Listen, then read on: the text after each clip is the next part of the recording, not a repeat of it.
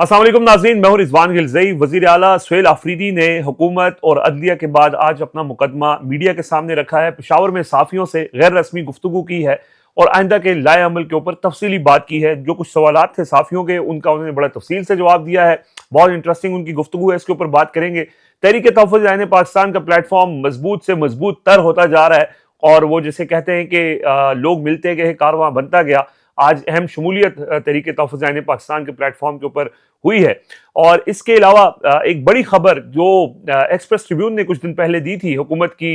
हेर फेर के हवाले से, इदाद शुमार में जो हेर फेर IMF के सामने उन्होंने किया था, वो बड़ी चोरी, बड़ी वारदात पकड़ी गई थी। उस पर IMF की एक मिशन आना है, वो बड़ी इंटरेस्टिंग स्टोरी है, उसके ऊपर आखिर में मैं बात करूंगा। सबसे पहले सुहेल आफरीदी की गुफ्तगू जो आज उन्होंने पेशावर में सीनियर सहाफ़ियों को बुलाया था और उसके अंदर उन्होंने बहुत से सवालात के बड़े ज़बरदस्त और मुफस्सल जवाब दिए हैं। तो सबसे पहले एक तो इस वक्त तक अब तक की जो सूरत हाल है, उनसे ये सवाल पूछा गया कि अब आगे क्या करने जा रहे हैं। तो उन्होंने कहा कि मैं किसी के खिलाफ नहीं मुझे लाया गया, मैं आइन और कानून की बालादस्ती के लिए आया हूँ और हम आइन और कानून के दायरे के अंदर रह के बात करेंगे। एहतजाज हमें आइन आइन हक देता है एहतजाज का, और वो रास्ता हम उस वक्त इख्तियार करेंगे, इससे पहले हम बाकी जितने भी कानून के मुताबिक रास्ते हैं वो इख्तियार करेंगे। उन्होंने कहा सबसे पहला मेरा जो प्रायोरिटी है या पहला काम है वो इमरान खान से हिदायत लेना है। उस हवाले से पहले मैंने हुकूमत से बात की, फिर मैं अदालती फोरम से मैंने रुजू किया है, इस्लामाबाद हाई कोर्ट में दरख्वास्त दायर की, चीफ जस्टिस को खत लिखा, अभी तक कोई रिस्पांस नहीं आया। और उन्होंने कहा कि मंडे को दोबारा इस्लामाबाद हाई कोर्ट में दरख्वास्त दायर करेंगे और इसमें कोशिश करेंगे पहले कि सारे कानूनी रास्ते इख्तियार किए जाएं। अगर हमें इंसाफ ना मिला तो फिर हम एहतजाज की तरफ जाएंगे, पुरअमन एहतजाज करेंगे। उसके बाद उन्होंने एक जो दो तीन चीजें सामने आई अब तक, एक तो पार्टी की वो जो कहा गया कि जी एक कौंसिल बनाई जाए जो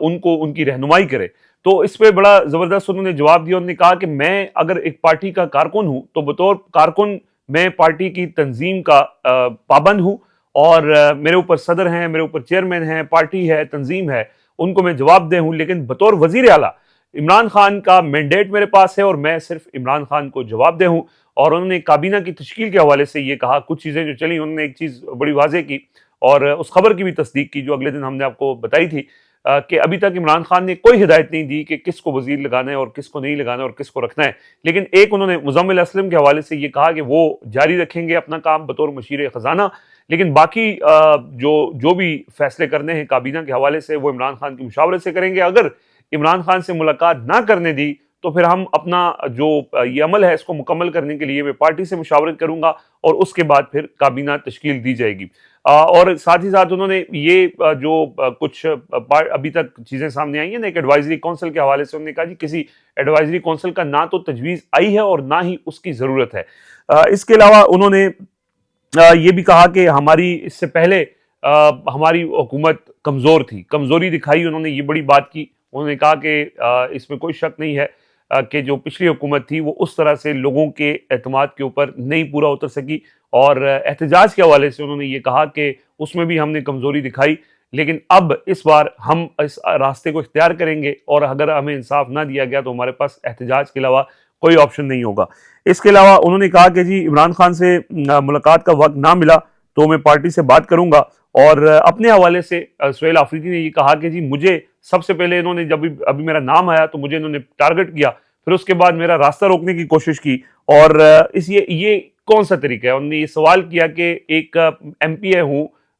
मुंतखब नुमाइंदा हूँ, पार्टी मुझे वज़ीर आला बनाना चाहती है, इमरान खान की हिदायत है, तो उसमें क्यों रुकावटें खड़ी की गई और क्यों मेरे खिलाफ कैंपेन चलाई गई? लेकिन बहरहाल उन्होंने कहा इससे फ़र्क नहीं पड़ता। और इस हवाले से उन्होंने कहा है कि जी अब वो जितनी भी चीज़ें हैं वो इमरान खान का मैं नुमाइंदा हूँ और इमरान खान का ही मैंडेट है मेरे पास और इमरान खान की ही पॉलिसी पर अमल होगा। मेरी अपनी कोई ज़ाती पॉलिसी नहीं है, मेरा अपना कोई प्लान नहीं है। और इस हवाले से उन्होंने ये भी कहा कि उनका जो सूबे के अंदर पार्टी जो नेशनल लेवल पे तो इमरान खान की रिहाई टॉप प्रायोरिटी है, लेकिन सूबे के हवाले से उन्होंने कहा कि सूबे में अमन का क़याम ये सबसे पहला उनका वो मकसद है जिसके ऊपर वो काम करेंगे। दूसरों ने कहा कि गुड गवर्नेंस के ऊपर फोकस करेंगे और तीसरा डेवलपमेंट के ऊपर, जो तरक्याती काम है, इन तीनों चीज़ों के ऊपर वो फोकस रखेंगे। और इसके अलावा उन्होंने ये कहा कि काबीना, इससे पिछली जो काबीना है اس میں میری نظر میں یا جو عام تاثر ہے اس میں جو کابینہ کا رکن اہل تھا یا نا اہل تھا، اس حوالے سے کیونکہ ان سے یہ سوال کیا گیا کہ آپ کو لگتا ہے کہ کون سے رکن جو ہیں وہ صحیح معنی میں انہوں نے کام کیا، عمران خان کی توقعات کے مطابق کام کیا، انہوں نے کہا کہ اس حوالے سے وہ میں عمران خان سے بات کروں گا اور ان کو بتاؤں گا، اور باقی جو بھی کارکردگی ہوگی اس کی بھی مکمل رپورٹ عمران خان تک دوں گا اور انہی کی ہدایات کی روشنی میں اپنی حکومت چلاؤں گا۔ ساتھ ساتھ نے یہ بھی کہا کہ میں صرف حکومت چلانے کے لیے نہیں آیا ہوں، میں تبدیلی کے لیے آیا ہوں، اور یہ تبدیلی آنے والے دنوں میں آپ کو نظر آئے گی، اور وہ تبدیلی ہر سطح کے اوپر ہوگی۔ وہ عمران خان کی رہائی کے حوالے سے ہماری حکمت عملی میں تبدیلی ہوگی، وہ صوبے میں امن و امان کے قیام کے حوالے سے ہماری حکمت عملی میں تبدیلی ہوگی، اور جو کچھ عمران خان نے کہا ہے اس پر مکمل من عمل درآمد ہوگا۔ یہ بڑی وضاحت کے ساتھ سہیل آفریدی نے آج صحافیوں کو یہ بتایا ہے، اور ساتھ ساتھ نے یہ کہا کہ گورننس کے اندر بھی تبدیلی ہوگی۔ ہمیں صوبے میں لوگوں نے ووٹ دیا تو ہمارا یہ حق ہے کہ ہم ان کی ویلفیئر کے اوپر کام کریں، ہم ان کو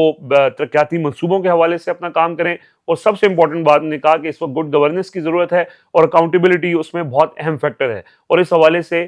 جو بھی انہوں نے ظاہر ٹیم سلیکشن کے حوالے سے بھی سب سے پہلے تو کابینہ سلیکٹ کرنی ہے، اس کے بعد پھر بیوروکریسی کے اندر جو تبدیلیاں ہوں گی وہ اس کو دیکھیں گے۔ اور ایک چیز انہوں نے بڑی واضح کی، انہوں نے کہا کہ ہمارا جو 8 فروری کا الیکشن تھا 2024 کا، اس کے اندر جو افسر ہمارا خیبر پختونخوا کا ملوث تھا اس کے خلاف کارروائی ہوگی، نہ صرف کارروائی ہوگی بلکہ اس کو سزا بھی سنائی جائے گی۔ اس سے پہلے خیبر پختونخوا میں آپ کو پتا ہے کہ ظاہر ہے وہاں پہ بھی جیسے پنجاب کے اندر تو بہت زیادہ فارم 47 کے واقعات ہوئے، خیبر پختونخوا میں بھی بہت سے ایسی حلقے ہیں جہاں پہ فارم 47 تیار کروائے گئے، اور یہ بھی اطلاعات ہیں، اطلاعات کیا ہیں، خبریں ہیں، اور یہ درست باتیں ہیں کہ اس میں علی امین گنڈا پور جو ہے وہ مکمل طور پر اس میں انہوں نے سہولت کاری کی، اور پھر بعد میں جب یہ معاملہ عدالتوں میں گیا اور تیمور سلیم جھگڑا اس سارے پروسیس کو لے کر گئے، اور پھر اس میں جو بریگیڈیئر مصدق عباسی ہیں جو پی ٹی آئی جو اس خیبر پختونخوا میں مشیر برائے احتساب ہیں، انہوں نے بھی اس معاملے کو ٹیک اپ کیا، لیکن وہ نہیں کرنے دیا گیا، بلکہ پھر جنید اکبر نے ٹویٹ کر کے یہ کہا کہ وہ کمشنر جو مالاکنڈ ڈویژن کے اندر 8 فروری 2024 کے الیکشن کے دوران جو کمشنر تھا، وہ ہمارے لوگوں کو 9 مئی کے بعد پارٹی چھڑوانے میں اور اس کے بعد الیکشن کے سارے پروسیس میں ہمارے کاغذات نامزدگی مسترد کروانے میں، اور پھر الیکشن کے دوران ہمارے لوگوں کو ہراس کرنے میں، ان کی وفاداریاں تبدیل کروانے میں ملوث تھا، بلکہ الیکشن کے دوران نتائج تبدیل کرنے کے لیے اس نے ڈپٹی کمشنر کے اوپر یہ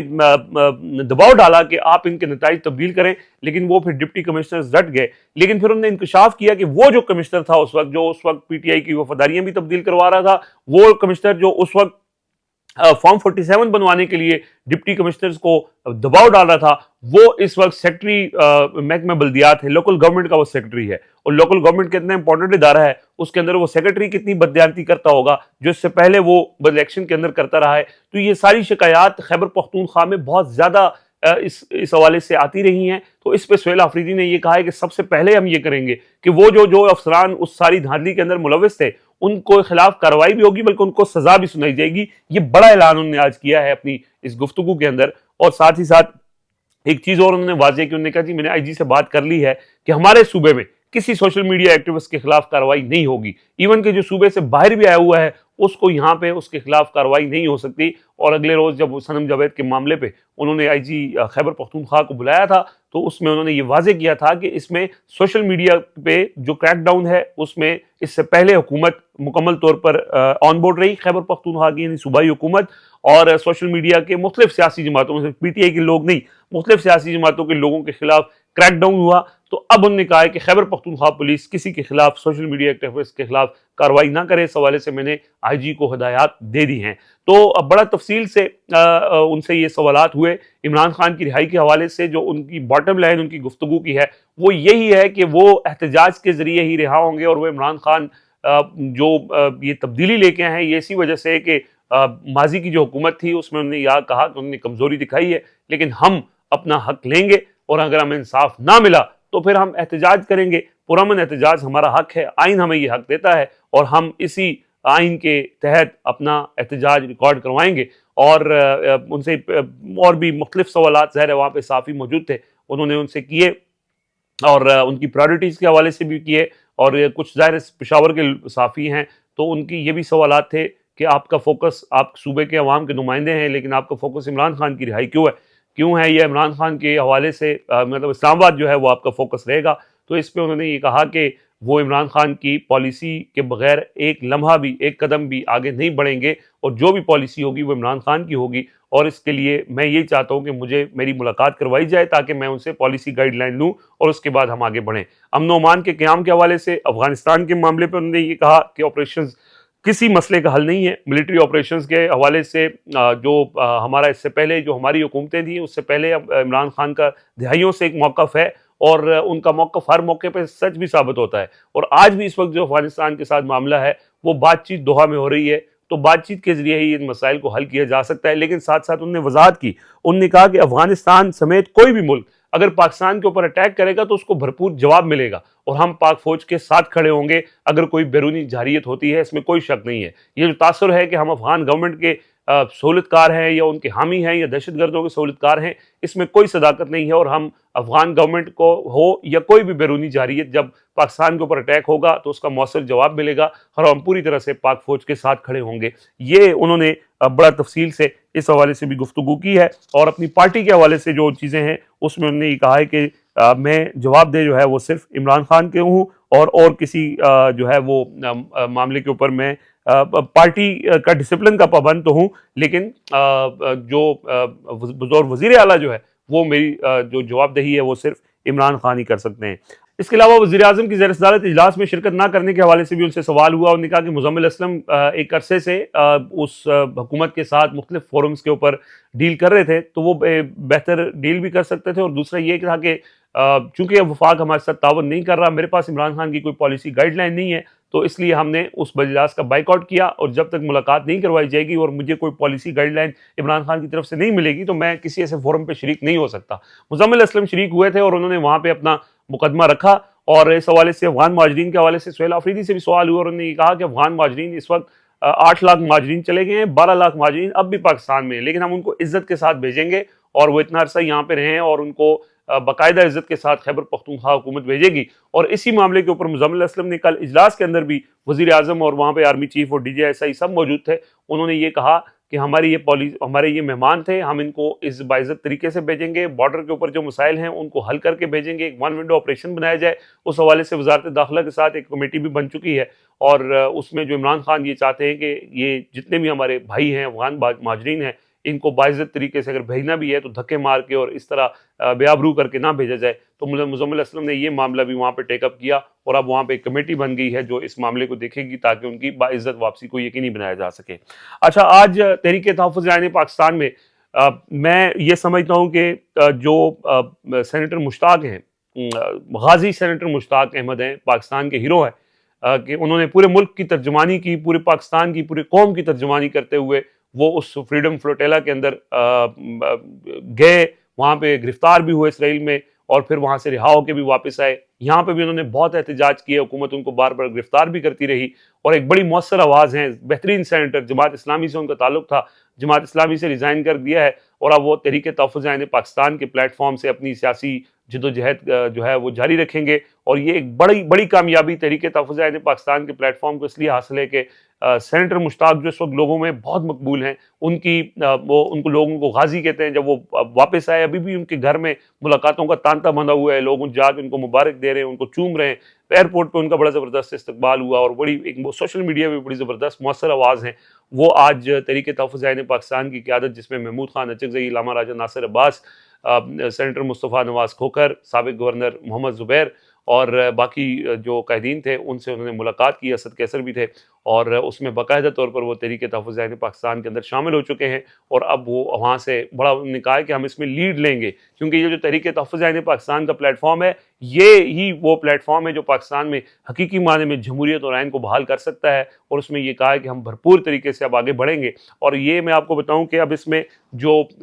کامیابی مل رہی ہے اپوزیشن جماعتوں کے اتحاد کے حوالے سے اور مزید لوگوں کی شمولیت کے حوالے سے، لاہور ہائی کورٹ کے جج جنہوں نے ریزائن کیا تھا وہ اس تحریک تحفظ آئین پاکستان کے حصہ بن چکے ہیں. ہر وہ شخص جو اس نظام کے خلاف ہے وہ اس پلیٹ فارم کے ذریعے اپنی جدوجہد کرنا چاہتا ہے. تو یہ پلیٹ فارم ہے جس کو عمران خان کی ہدایت ہے کہ مؤثر ہوں اور یہ لیڈ کریں. اور عمران خان نے اسی پلیٹ فارم کے 2 اہم ترین جو رہنما ہیں محمود خان اچکزئی اور علامہ راجہ ناصر عباس ان کو اپوزیشن لیڈر نامزد کیا ہوا ہے، اور ان کی ظاہر اس میں رکاوٹ ہے، لیکن ہوپ فلی وہ رکاوٹیں دور ہو جائیں گی، وہ بطور اپوزیشن لیڈر اپنی جدوجہد، اور پھر سہیل آفریدی، تو یہ ساری چیزیں احتجاجی تحریک کی طرف لیڈ کر رہی ہیں، اور اس میں بڑے مؤثر آوازیں شامل ہو رہی ہیں۔ اس کے اندر اپوزیشن، جو ریئل اپوزیشن ہے، جو لوگوں میں بڑے مقبول ہیں، جو لوگوں کے نمائندے ہیں، وہ اس کے اندر آ رہے ہیں، اور ان ساری چیزوں کے اوپر حکومت کے لیے یقیناً ایک بری خبر ہے کہ حکومت کو ایک ٹف ٹائم ملے گا ایک حقیقی اپوزیشن کے طور پہ، کہ جو خوب پی ٹی آئی بدقسمتی سے بطور پارٹی اس طرح سے انجام نہیں دے سکی عمران خان کے ہدایت اور ویژن کے مطابق، جو اب تحریک تحفظ آئین پاکستان کا پلیٹ فارم دے گا۔ میں اس خبر کا ذکر کرنا اس لیے ضروری سمجھتا ہوں ناظرین کہ اس حکومت نے جب سے یہ آئی ہے، ظاہر ایک فراڈ ہوا، تبدیل کیے نتائج، اور نمبرز کے ہیر پھیر کے بعد ہی یہ حکومت اپنے معرض وجود میں آئی ہے، تو اس کے بعد سے انہوں نے مختلف چیزوں کے اوپر اعداد و شمار کا ہیر پھیر جاری رکھا، اور لوگوں کو جھوٹ بولتے ہیں، ایک کیمپین چلتی ہے، آپ ٹی وی لگائیں۔ آج میں بڑے عرصے بعد میں اپنے آبائی گاؤں میں ہوں، تو میں نے دیکھا والد صاحب ٹی وی دیکھ رہے تھے، تو میں بھی ٹی وی بڑے عرصے بعد دیکھی، تو ٹی وی پہ وہ خبروں پہ بھی مریم نواز ہیں، اشتہارات میں بھی مریم نواز ہیں، لیکن آج یہ فرق ہوا کہ اب اشتہارات میں بلاول بھٹو زرداری بھی آ چکے ہیں۔ پنجاب گورنمنٹ کے اشتہارات کا پیسہ مریم نواز کی تشہیر کے اوپر لگ رہا ہے، اور سندھ گورنمنٹ کے اشتہار کا پیسہ جو ہے وہ بلاول بھٹو زرداری کی تشہیر کے اوپر خرچ ہو رہا ہے، اور دونوں کا پیسہ یہ سندھ گورنمنٹ پنجاب گورنمنٹ کا نہیں ہے، یہ بیسیکلی پاکستان کے عوام کا پیسہ ہے۔ غریب قوم ٹیکس پیسہ اکٹھا کرتی ہے ٹیکس کے ذریعے، اور وہ پیسے جو ہے وہ اڑا دیے جاتے ہیں ان دو لاڈلوں کی مشہوری کے لیے، اور آپ ٹی وی کھولیں، ٹی وی چینلوں کے مزے لگے ہوئے ہیں، اربوں روپے کے اشتہارات یہ حکومت دے چکی ہے پچھلے 2-3 سالوں کے اندر، اور ٹی وی چینلز کے تو وارے نیارے ہیں، ڈیجیٹل پلیٹ فارمز کے وارے نیارے ہیں، اور ان کے اوپر کیا ہو رہا ہے، پرفارمنس ساری ان اشتہارات کے اوپر اشتہارات میں نظر آ رہی ہے، اور اعداد و شمار کا ہیر پھیر کر کے لوگوں کو بیوقوف بنانے کی کوشش کی جا رہی ہے۔ لیکن لوگوں کو تو انہوں نے وقتی طور پہ بیوقوف بنا لیا، لیکن جو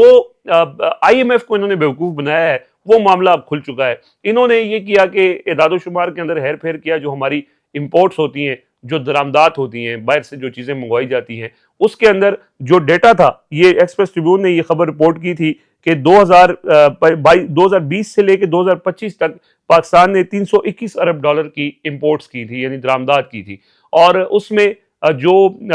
پاکستان سنگل ونڈو ہے، جو وہاں پہ پورٹ کے اوپر اعداد و شمار پورا اس کو مینج کرتے ہیں، وہ ان کے ڈیٹا کے مطابق یہ امپورٹس جو ہیں وہ $321 ارب کی تھی، لیکن جو اسٹیٹ بینک کے ذریعے جو کلیئر ہوئی امپورٹس، یعنی جو چیزیں باہر سے منگوائی گئی تھیں، وہ $291 ارب کی اس ریکارڈ کے مطابق رہی، تو $30 ارب کا ریکارڈ ہی غائب ہے۔ $30 ارب کا ریکارڈ تبدیل کیا گیا، فگر فجنگ کی گئی۔ اس حوالے سے جب ایکسپریس ٹریبیون نے خبر دی تو اس کے بعد اب آئی ایم ایف جو ہے وہ اپنا ایک ڈیلیگیشن بھیجنا چاہتے ہیں جس معاملے کی تحقیقات کرے، لیکن حکومت اس میں رکاوٹ ہے، اور وہ کہتی ہے کہ یہ معاملہ ہم خود دیکھیں گے، جو ہمارا بیورو آف اسٹیٹسٹکس ہے وہ دیکھے گا، اور یہ جو ایک بڑی ان کی واردات پکڑی گئی ہے، اس کو اب چھپانے کے لیے وہ کوششیں کر رہے ہیں، اور آئی ایم ایف کو محنت ترلا کر رہے ہیں۔ اس کے علاوہ آئی ایم ایف کے باقی بہت سے ایسے اہداف ہیں جو حکومت مکمل نہیں کر سکی ہے۔ دعوے تو بہت کیے جا رہے ہیں کہ یہ نظام بہترین کام کر رہا ہے، وہ اشتہارات کے اندر کر رہا ہے، حقیقت میں جو ہے وہ ہر چیز کے اندر فگر فجنگ کر کے لوگوں کو تو بیوقوف بنا ہی لیا، لیکن اب انٹرنیشنل اداروں کو بیوقوف بنانے کی کوشش کی جا رہی ہے، جو ظاہر ایک ناممکن سا کام ہے۔ بہرحال یہ کچھ چیزیں تھیں ناظرین، مزید اپڈیٹس ہوں گی تو آپ سے شیئر کریں گے۔ فی الحال اجازت دیجیے، اللہ حافظ۔